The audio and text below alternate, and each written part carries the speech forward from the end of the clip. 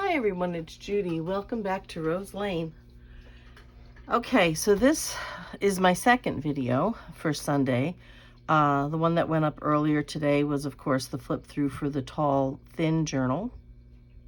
I'm wearing my ratty sweater. It gets rattier and rattier, but I'm not going to be really working on too much, so I think I can get away with it tonight. I've come to a point where I think this sweater really needs to just be laid to rest. It's horrible. But anyway, I love it nonetheless. So we did the flip through this morning of the Tall Thin Journal, which is going up in my shop tomorrow on Monday. And the Sit-a-Spell I'm doing separate, and this may be something that I will do as I'm doing the Sundays for the Sit-a-Spell one. Is usually I'm working on whatever journal I'm working on currently, and we just chat. But when I do a flip through, I have to talk about the journal, so I really can't do a sit-a-spell and just talk for a while. So I think maybe when I do the flip throughs of those journals on Sundays, we will have these two videos, one earlier and then one later in the day.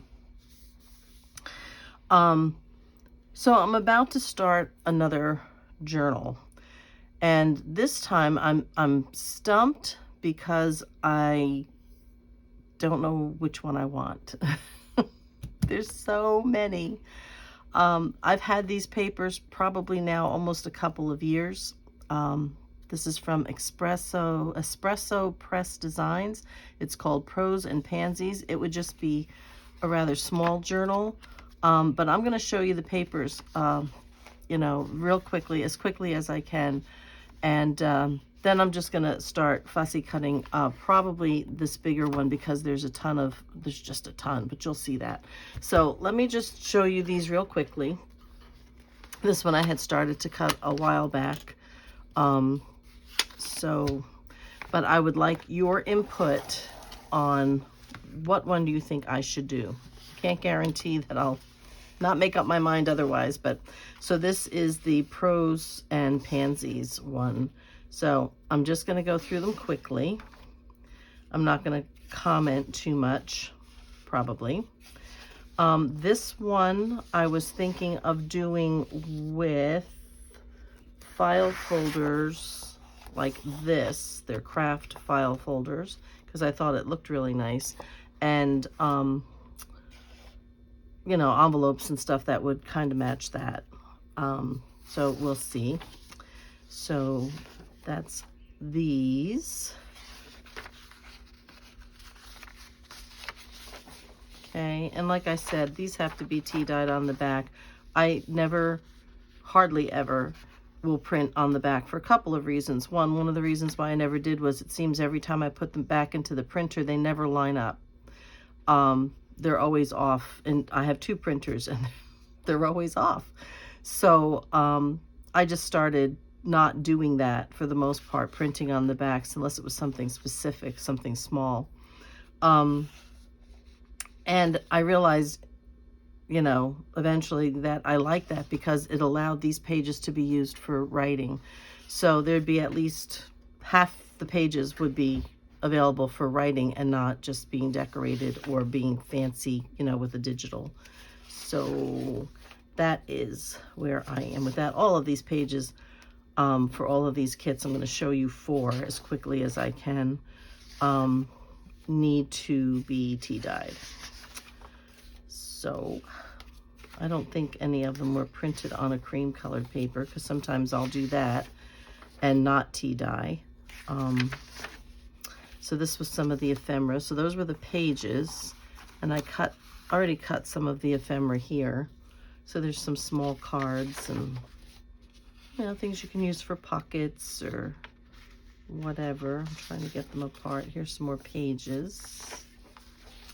These are actually papers more, and sometimes I print more than one so that I can use them for pockets and side tucks and things like that. So that is that one. Okay.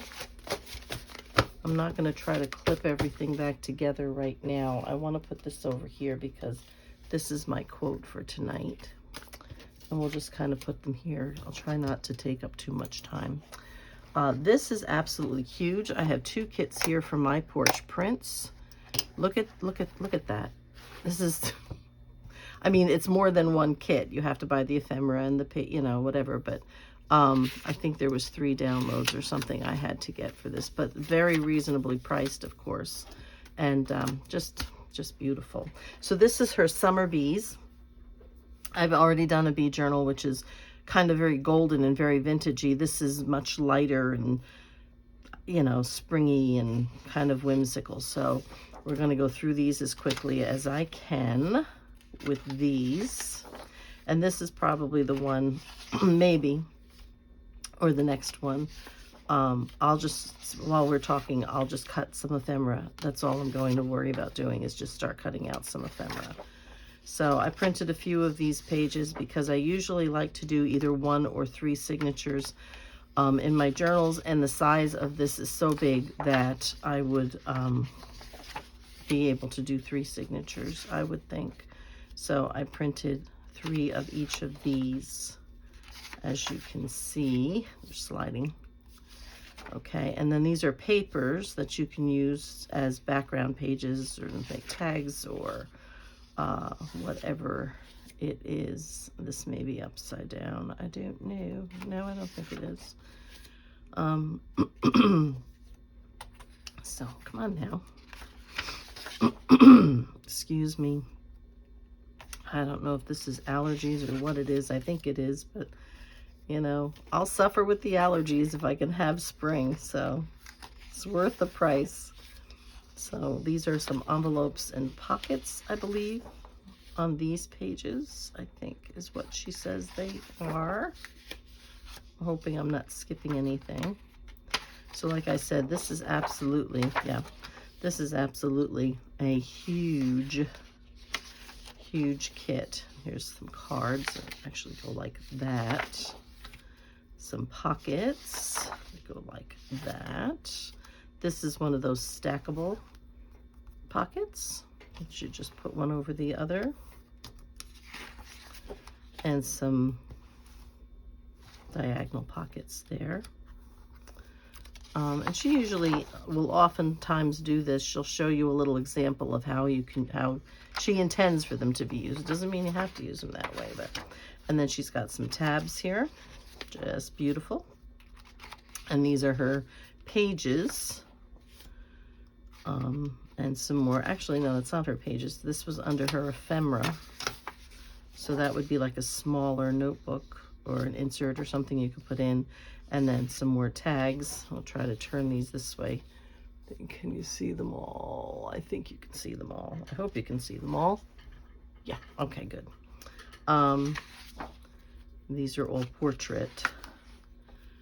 So, I mean, this is just phenomenally huge. Just a gigantic set here. And she's got the ephemera, she's got the pockets, she's got envelopes. This is just lovely. She shows you how it goes together. You would cut this out and remove the center. This folds up, and then this card goes in from the top, and it's got a tab. And that's what she's showing you here, and gives you instructions, which is really nice. This is one that you fold in half. It would be a long, skinny one.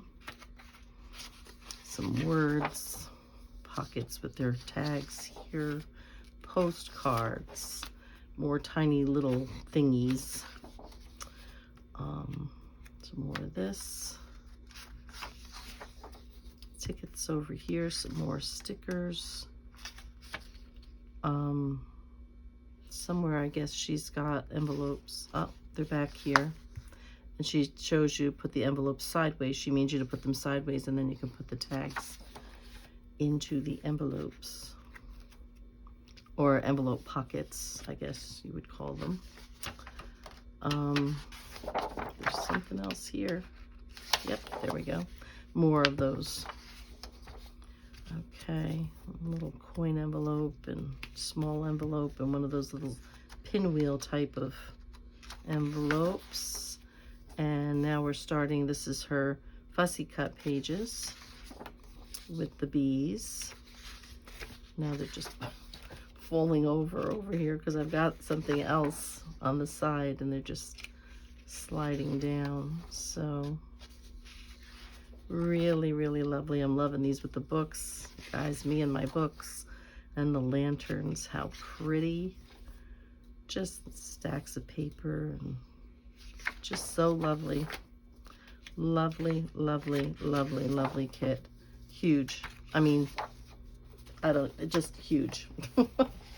Absolutely huge. I have to try to at least put it together a little more neatly than this. So let me try to get it down further. Okay, so that is the Summer Bees kit from My Porch Prints. Now here is also another one from My Porch Prints. It's very similar in style and design, but this is it's called Sewing Florals. And this one is another stunner. Actually, I used this paper in the Tall Skinny Journal. So yeah. So that's this. And I'll tell you the truth, this is the one I'm a little partial to right now, even though I love the bee journal. It's gigantic. This was an envelope. This is an envelope here. Goes sideways, like, okay. Another envelope. Another envelope. Looks a little patchworky. Another one of those pinwheel. I call them pinwheel envelopes. This is some journaling cards. Pockets. More pockets. More stackables, more tabs, and then this is her papers and pages. This would be her pages. Okay, and then these are her pages. Okay. I mean, just so pretty. I've not done a sewing journal before. And I think I might have somebody else's as well. I'm not sure. I have so many kits. Oh my gosh. Whenever I finally get this place organized and neat enough, and I do a little walkthrough of it, it's small. I mean, I'm blessed. I've got probably a bigger space than many. Turn that one that way. But I've got stuff crammed everywhere, just everywhere. And I'll show you how I keep my papers. Because generally most of the time, and there's times when I buy kits and I'm not happy with them when I get them. They're not what I expected. The colors aren't right, or the quality isn't that good, or whatever. And mostly I won't print those. I save them because I paid for them, but I generally wouldn't. These are her fussy cuts now.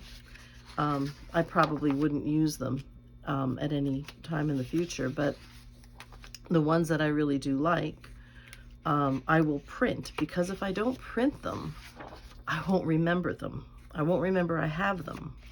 So this way, I print a set of them and I put them in these folders that I have in boxes.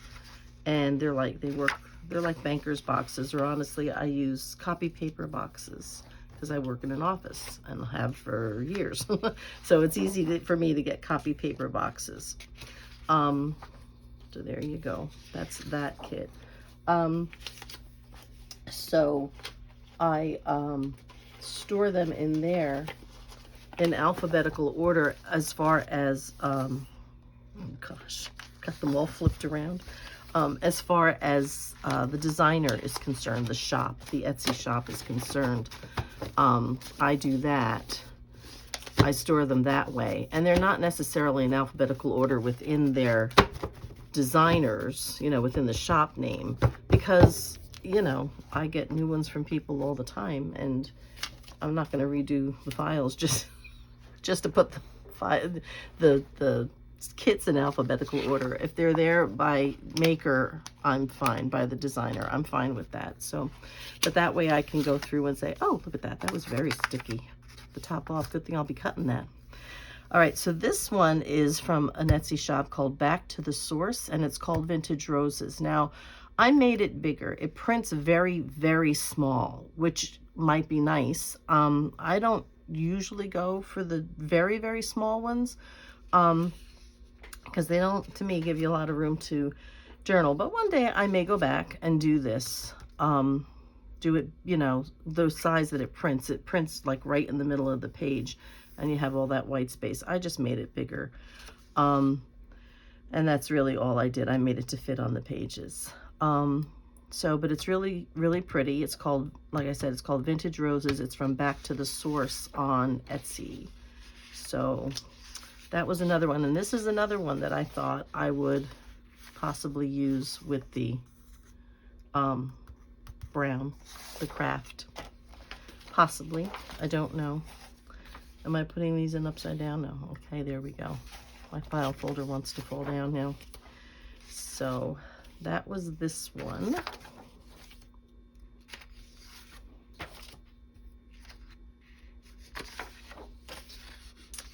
Okay, more pockets. This one I forgot to shrink to the page. Obviously, this was for an A4, and I forgot to shrink it to fit, so it was cutting off, but these were still okay. I could still use those, but this little oval printed off, so then I shrunk it down to, you know, fit on the page.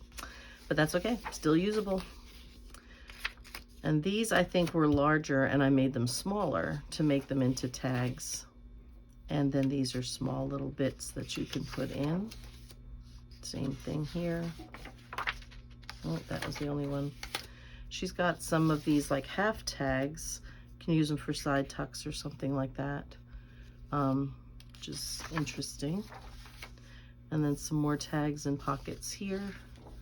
And then a small little ephemera, you know, folder piece, little thing here. I'm not sure. I think it wouldn't quite fit. You could put it on one of these as a belly band, but you couldn't put this under it as a, you know, as a belly band. I don't think it would fit. So those are the kits. 2 of them are smaller and 2 of them are gigantic. And I'm gonna make sure I put that back up here. A particularly sticky Post-it note. So I'm gonna just put these over here. And I think for right now, I am going to start on this ephemera in this kit. I'm gonna get this one back out and let me put my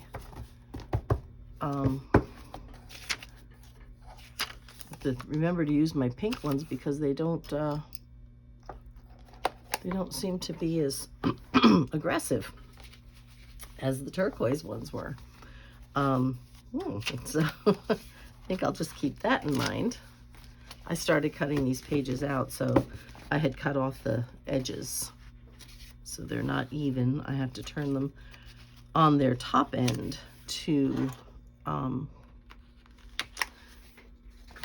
make the edges all match. So I'm just going to take these and move these over here to my side. I'm going to find some of the fussy cutting things in here, and we are going to get started on fussy cutting, tags and whatever. Let me just get to my proper pages. I can do these. Let me put them to the side here, and I'm going to try to just do this now. I will be using my cutter or cutters to cut some things wherever the lines are straight. That goes faster. I might cut on the side on the mat over here, which I think may or may not be in frame. I'm not sure. Oop, this page was upside down. So I think these are all pages in here. Okay, so I'll get started there. I'm going to put these there. I'm not going to get this far, so I'm not going to worry too much about that, but I think I'm going to start from the back on the smaller things so I don't have to take my cutter out. So, okay, so this is where we're going to get started on. And this is my quote today. It's a small poem. I found it on Facebook because, you know, you find everything on YouTube and Facebook anymore. And it's by an author I'm having trouble finding. I don't know if the name is male or female. I think it's female. I think she may still be alive. But I'm having a real hard time trying to like get information on her specifically. And there seems to be some sort of a people claiming her work or something out there. So the name, if I'm saying it right, is Athay Thompson, Athey Thompson, Athay Thompson. And it's a little short poem, and it may be from a longer poem, apparently from a book, I think it's called A Little Book of Poetry, if I'm correct. And it says this. It says, I shall gather up all the lost souls that wander this earth, all the ones that are alone, all the ones that never really fitted in. I shall gather them all up, and together we shall find our home. And I thought, what a lovely, beautiful, yet melancholy thought that is. And that's my personality, guys. I fall right into that melancholy kind of thing. And but that sums up for me how I feel about a lot of things in my life. And that being said, I had mentioned before about my being an introvert, and the Myers-Briggs test, and any test that I take for a personality always tells me I'm the same personality type. It always falls into this INFJ, which is an introverted, intuitive, feeling judge. And I know judging sounds rather harsh, but it doesn't exactly mean in this context what it would mean in our ordinary definition of judging. So, excuse me, I'm a little gravelly. I apologize. I'm going to keep clearing my throat. And there goes my voice again. I'm not sure what's going on. I had a little bit of issue I was singing okay in church, doing leading the praise and worship, but I couldn't seem to quite get my breath enough. These are very light in places, so sometimes that's hard for me. So if I'm stalling, that's kind of why. I just mostly wing these things sometimes. But anyway, yeah, for me, an INFJ, when you look up the definition, or each one of the 16 personality types that's named in Myers-Briggs has a name, okay? One word, generally a one-word name that describes that personality type. And for me, that personality type is described as the protector. I have to protect things. I'm that true mother hen, mother bear, whatever you want to call it. And that is truly my nature. And it is the work that I do, because the work that we do as far as ministry is concerned are with those lost people of the world. We do a lot of social services through our church, and we reach out to those in community that most people will forget.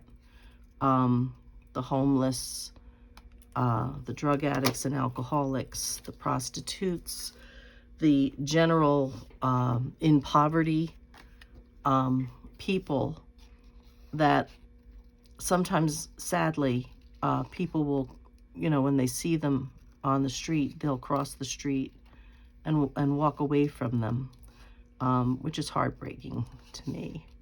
And I'm probably going to end up crying through this silly video, but these are the people that my husband and I help. The ones that don't have enough food, the ones that can't always cover their bills, the ones that, won't have a Christmas for their kids because the money's just not there. These are the people that we help, and it fits my nature. At Christmas time, My husband knows. I usually send him, you know, for the Christmas tree. Sometimes I'll go with him, but we're generally pretty busy at Christmas, so he's usually the one that has a minute to get away, like truly just a minute to get away. Let me get these out of the way here, because I'm going to knock them on the floor with my elbow. But he usually gets a Christmas tree, and he knows the drill. The drill is he's supposed to ask, if he can't find one on his own, he's supposed to ask the Christmas tree lot attendant to show him the one definite Christmas tree that is not going to be taken home for Christmas, that will, you know, won't have a home for Christmas morning. Oops, that was a little close. And that is the tree I want. Because I will take the Christmas lights and the wires from the Christmas lights. I'll take floral wire, and I will pull branches around, you know, and wire them in places, you know, to kind of fill in the gaps. I have all kinds of Christmas ornaments of all sizes, shapes, and colors. And if there's big gaps, I can fill in the gaps, you know, with a larger ornament, whatever it is. And by the time I get done with that tree, one of our friends had been at our house one day. This was years back. And he had been at our house, and he saw the tree before I got started on it, and I decorated it while he was there, but he was kind of hanging out with my husband. And when I came in and said the tree was done, he went in and looked at it, and he goes, "Oh my gosh, it was like Cinderella." He goes, "It was just beautiful." Because that's what I do. That's just who I am. So when I read this little poem, I thought, oh my goodness, that's just me in a nutshell. And, you know, it was just such a lovely thing. And, whoops, I better get rid of some of this. I'm snagging myself. So for me, that summed up my whole personality. Basically, you know, where I operate from, where my brain is, where my heart is. Now, the thing of it is, and this is what's so contradictory about my personality type, is people drain me. And I don't mean that to sound negative, but if you are an introvert, you get your energy from looking within, okay? You're the one who sits by the window with that cup of tea and can sit there for hours and just ponder the deeper things of life. You don't always get the answers, but you can ponder all you want. And ask those questions that, you know, if you ask somebody else, they just seem natural to you. But if you ask somebody else, they're like, who thinks about stuff like that? We do. INFJs think about stuff like that. And that is just, you know, who we are. So, wow, this one's not going to be easy. So anyway, so when you are an introvert, and particularly somebody of my type of being an introvert, you are compelled to help. You cannot help but help. It is what you do. But because you get your energy from within, when you expend it outwardly, externally, as an extrovert would, that energy gets used up like a battery, okay? And then you need to be alone. You need to find some time by yourself and just take that time to recharge, to sit and ponder life and the stars. And, you know, some people think it's silly, but this is actually who we are. And so I work all day helping others. So when I come home at night, I isolate. So coming down here and closing that door up there, right now I've got a little sign on my door that says filming, so they know to leave me alone. They're not allowed to come down in the basement. I'm not in such a way that they could come through without being a disturbance in here. You'll hear them come down the creaky basement stairs, you know, you'll hear them opening and closing the dryer or the washing machine, because it's, you know, it's all just that close. And, yeah, so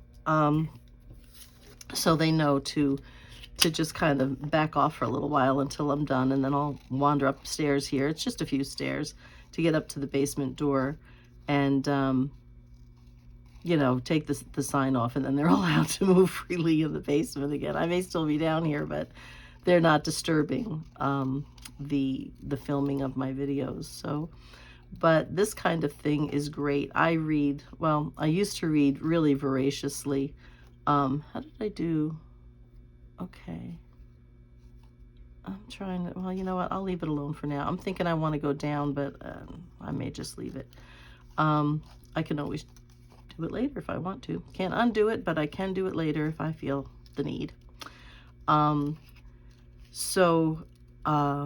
forgot now what I was saying, lost my train of thought. That's another thing we do, but because we're off in 1,000 different directions. But truly, that is how we function. If you're an extrovert, which more of the people in the world are extroverts than there are introverts, there are generally 8 extrovert personalities in the Myers-Briggs scenario, and there are 8 introverted personalities in the Myers-Briggs scenarios. And though some of them, introverts will share similar things, there's just kind of different directions they move in.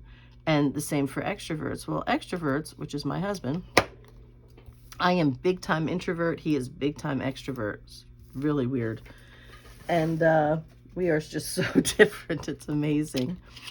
But what keeps us, I guess, locked together is we both love the Lord. But in any case, extroverts, when they're drained, they get their energy from someone else. So when he's drained and tired, he says to me, let's invite 8 people over for dinner. Let's have a barbecue. That's how my husband recharges.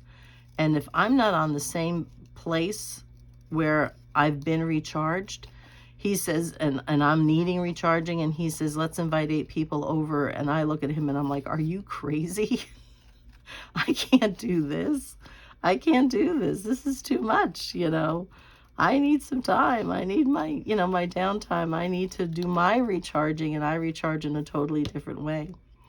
So, but this is the image that I had, and we had done a Bible study several weeks back, and I think, and I may not be getting the question exactly right, but the general gist of the question that I had asked, because I do the Bible study, because, you know, pastors do those things, and the general gist of the question was, how would you want people to remember you? What would you want them to say was you? Okay, what if this was your eulogy or your funeral? What would you want them to say about you? Because if you think that people wouldn't say that about you, then perhaps it's time to give your life a better look. You know, if that's how you want to be known, then that's the way you have to live.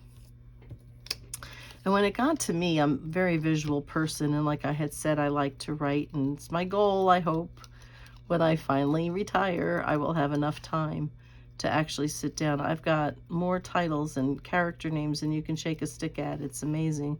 I couldn't possibly write all the books I have titles for, nor could I use all the character names and character personalities that I have acquired on my lists over the years. But I have plenty of fodder to choose from for the books that I hope I will be able to write one day. And so, like I said, I'm very visual, and in my Etsy little blurb in my shop, I had said that people say that I had a way of painting pictures with words, is how they describe what I write, how I write, because I'm very visual. And So my visual for me, you know, when it got to me to describe my myself and how I would hope people would remember me, was to say that I wanted to be remembered as a light in a window. And these days, maybe it doesn't click so much in the day of electric light, and some people keep their lights on, like my neighbor behind me over here. Their lights are on all night long. Certain lights in their house, they never shut them off. I don't know the reason, but they just keep the lights on. And because it's easy to do, you know, when you have electricity. But in the days when a lantern would have to be left, I'm trying to see what I'm doing here, I think, okay. When a lantern would have to be left for people to know that you were there. I want to go down this way. Or a candle would be in the window or something like that.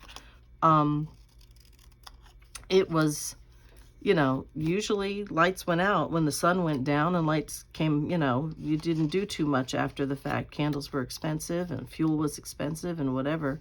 And it was only used as it was needed, not just for convenience, as we're so used to today. So, but I can remember some years back, I was driving home a very dark, rainy day. Sun was still, you know, up. It was not nighttime, but it was really, really dark.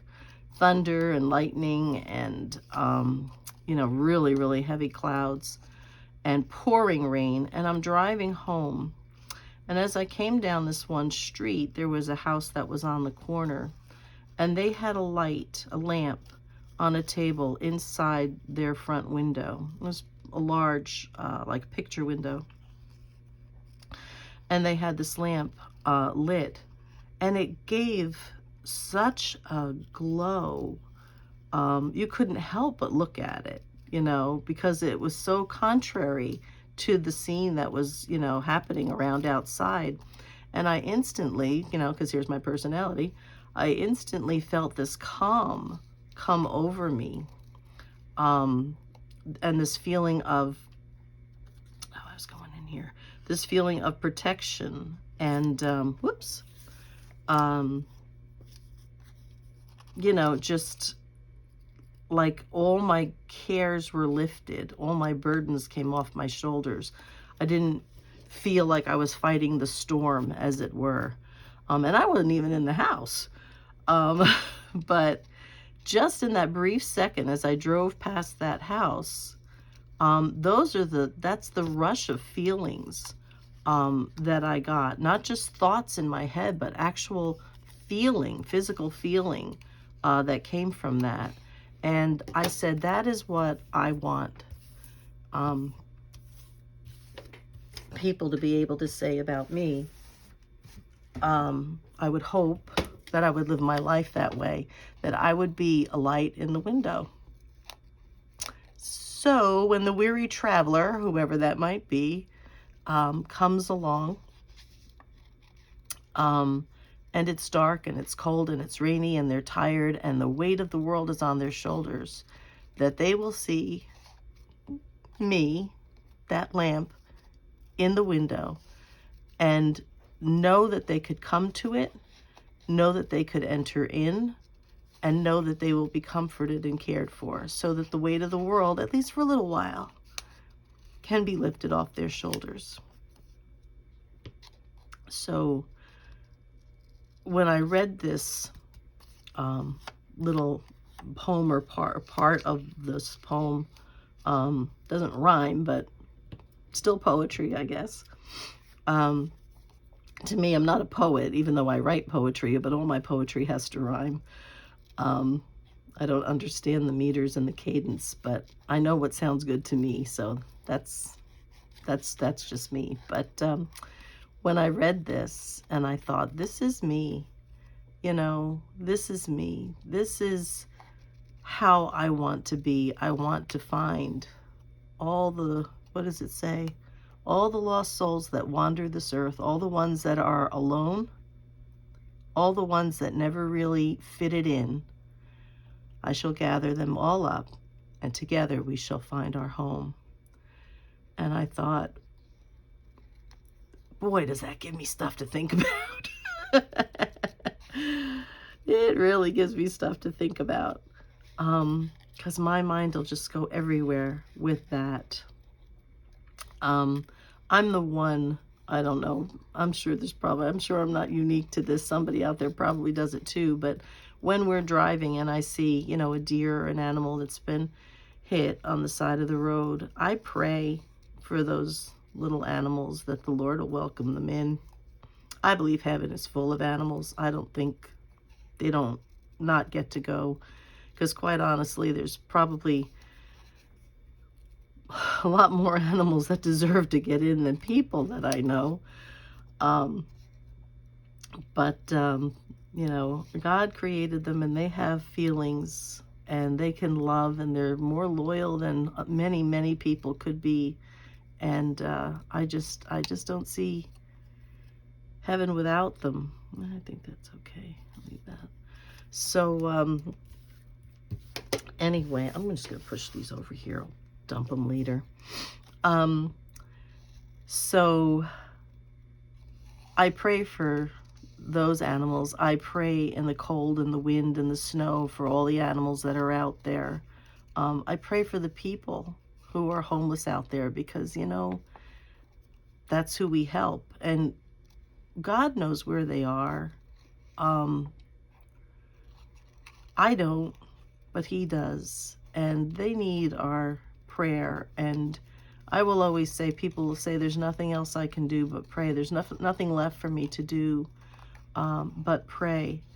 And I always tell them, well, there's part of the problem, is that if you were doing all of this on your own and you've come to the point where you've, you know, your resources and your strength or your thoughts or ideas are just done, you have nothing else to think of or no other way to help, so I'll pray now. It's like, no, you pray first.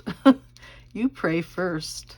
And you know, for me, it's just getting priorities in order.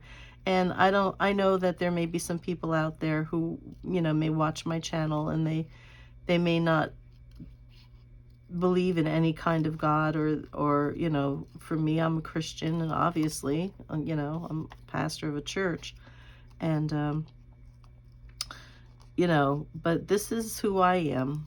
And so, you know, it's learning a little bit about me.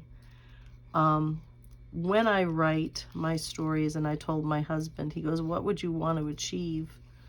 And, you know, I had said before that I want to bring beautiful things into the world, and the kind of things, my favorite kind of book is historical fiction. And I love history, and I just love, you know, the stories and stories about history and stuff like that. Period things, I just love it. And ooh, went a little close there. But I said, whoa. I said, I want to be able to write stories that when people read them, something will resonate with them within the story. That all of my stories, even now as I jot my notes and write things down, I just don't get the time to sit for long periods and let those thoughts play out in one continuous, you know, creative flow. It's always interrupted by something, and then for me, it's very hard to get that rhythm back. So I'm hoping in retirement I will have better time to do that. But you know, I said, I want people to walk away from having read a story of mine that brought them to a crossroads, either consciously or unconsciously, and caused them to think of how they're living, or, you know, what they've been thinking about, what they've been doing, how they might work through a difficult scenario in their life, thinking about, you know, they didn't have a choice for this or that, or who's going to know, or, you know,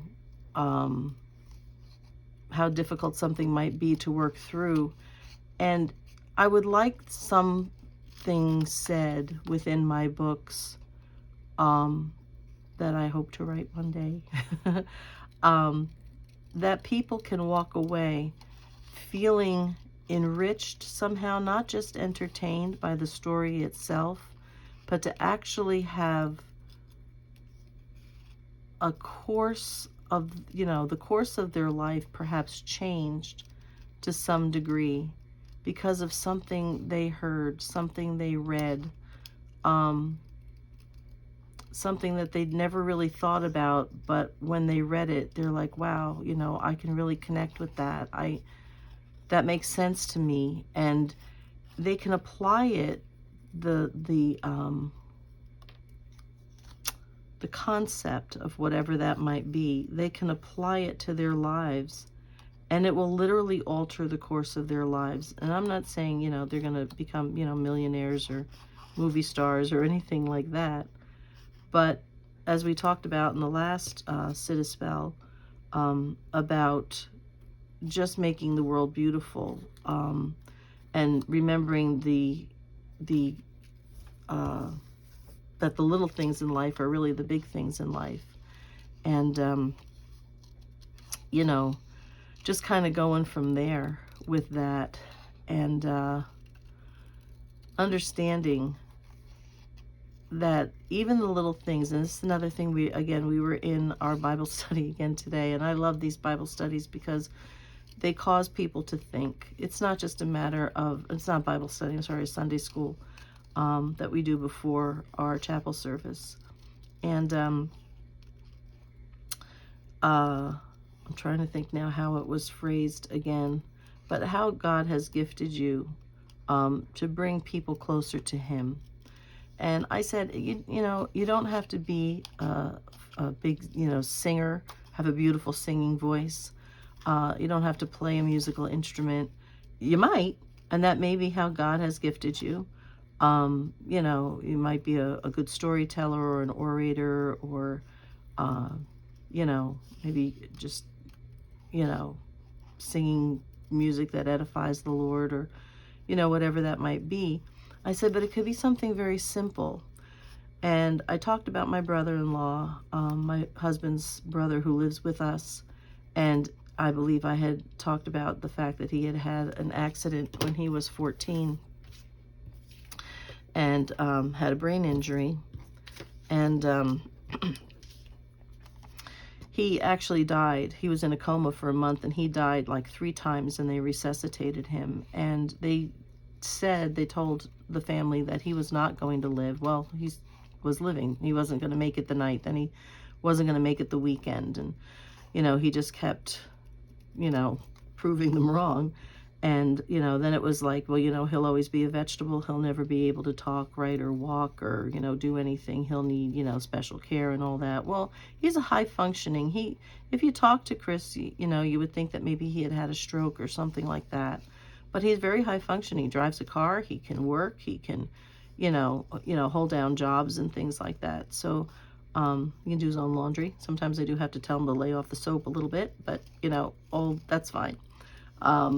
It's okay. But the boy, he's going to be 57 years old. He has a heart of gold. He is the sweetest thing that you would ever want to meet. He's just so sweet. And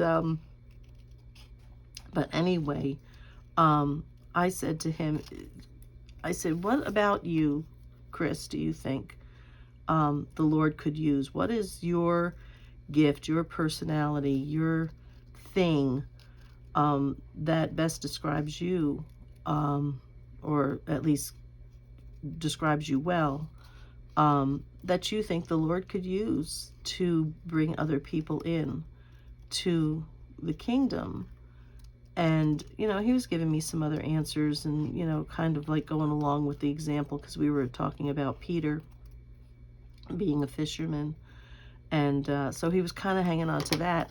And I looked at everybody else in the Bible, in the Sunday school class, and I said, this is just a perfect example of humility, because the man does not even know.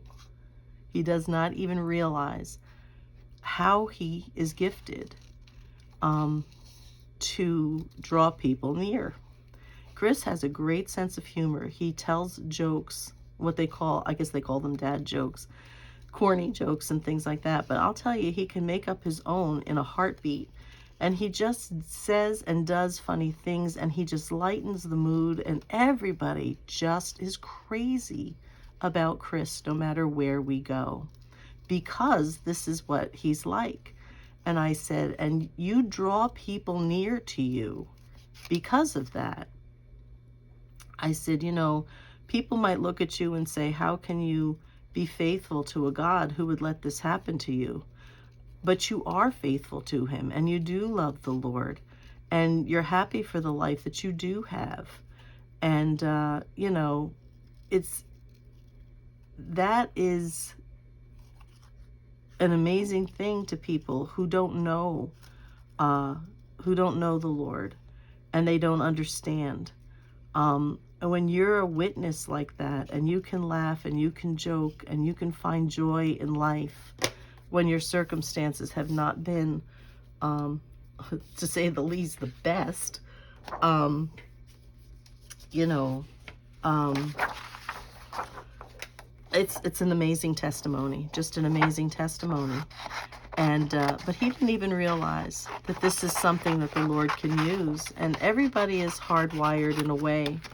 But there are people out there that are lost because they don't know, they don't understand, they feel that they don't fit in. And I felt that way for a very, very long time. And like I said, I'm still in my early 60s, and I'm still feeling my way about who I am and what I should be doing exactly. And you know, so I still wrestle with that. That is my personality. I will wrestle with it until the day the Lord takes me home. I may never fully grasp, but I always feel that there's more. You know, I'm not doing enough. I should be doing something else. I'm not doing enough. And you know, so I'm always striving to make sure that I don't leave anybody behind.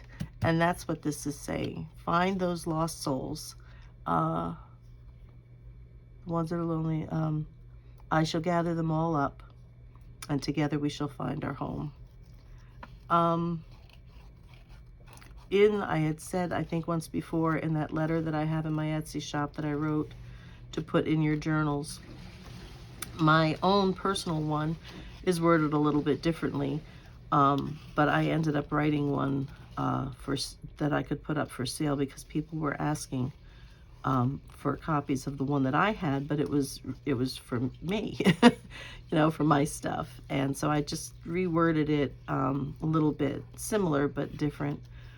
And in my letter, though, I said, one of the things I said is no one should be forgotten, and no one should be forgotten, in my opinion. And one of the things I do, which people look at me and go, you know, you're just weird. I don't think I'm weird. Different, but not weird. And one of the things I do is I love to walk in cemeteries, particularly older cemeteries. I will usually find the older sections of a cemetery.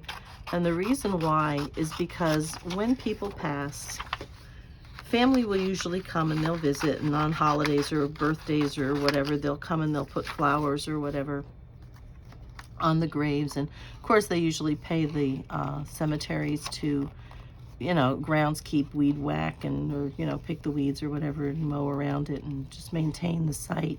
Excuse me. And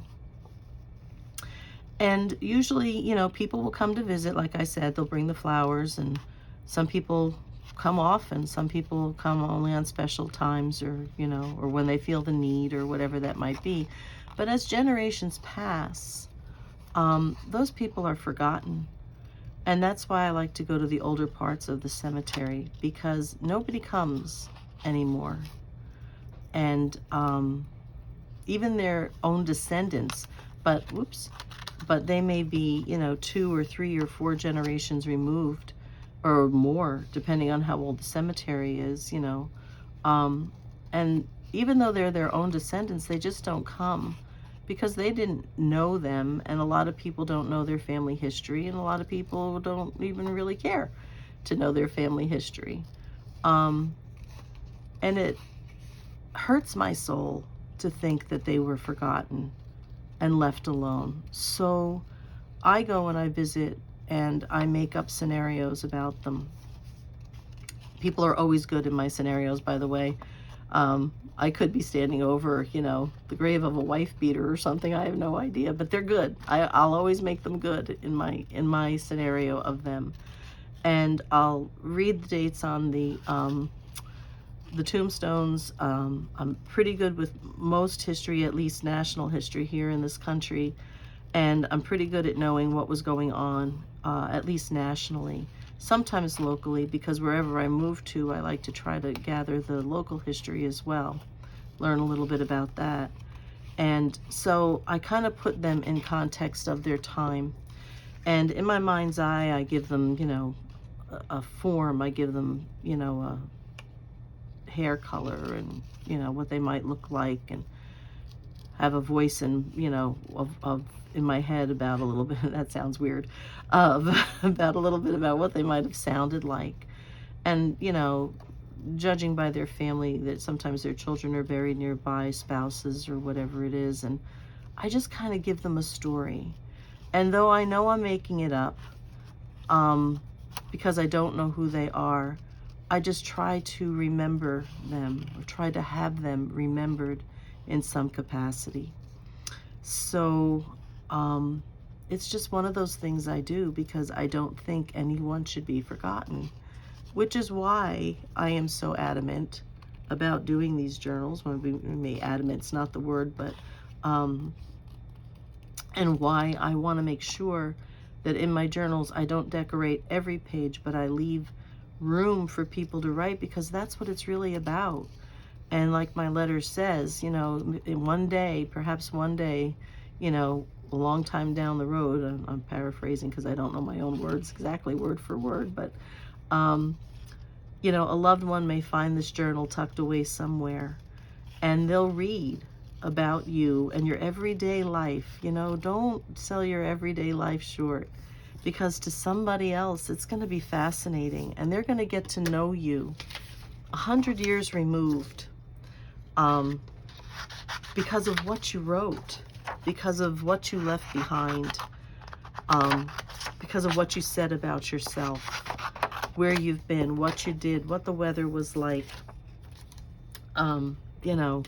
whatever those things might be. Those ordinary everyday things are priceless treasures to people somewhere, someday. Don't sell it short. Don't allow yourself to be forgotten. Because the sad fact is, you will be, unless you do something about it. And I'm not saying you have to do something to make you, famous and a household name, but allow people that you love in advance, if that makes sense. Many of us won't live to see our great-grandchildren or great-great-grandchildren, but that doesn't mean that somewhere deep in our souls there isn't a love for these future generations that we believe are going to come behind us. Let them know who you are. It's important. It's really important. Don't let yourself be forgotten, and do your best not to let other people be forgotten. Take them all, gather them together, and together find your place in this world. Find where you fit. Help them to find where they fit. That is a legacy. Far better than any fame or fortune. Far better than any kind of money that you could possibly leave behind. It's always helpful. I know we need it in this world. But I think what we need more of is love and consciousness of others. And just a lot of love. I know, silly song back in the, 60s. All you need is love. With I guess it was the Beatles, right? Yeah, it was the Beatles.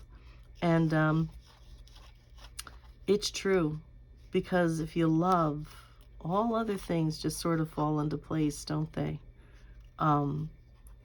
True joy comes from having loved and being loved, whatever the capacity, whether it's husband and wife or through your children, friends, even strangers that you may come across. Be a shining light in this world, guys. Collect all these lost souls that wander this earth and help them. Take them by the hand and help them find a home. It matters, and what you do matters. So that's it. Little fussy cutting done here, and a little bit more of my thoughts. And yeah, so that's it. So one more time, so you know, I shall gather up all the lost souls that wander this earth, all the ones that are alone, all the ones that never really fitted in. I shall gather them all up, and together we shall find our home. And that's Athe Thompson. So that being said, guys, I wish you a blessed evening. Be happy, be safe, and be blessed. And I'll see you in the next video. Bye-bye for now. Oh, and don't forget to tell me which one of these should I be doing next, so you could see that next week. Okay, good night, everyone.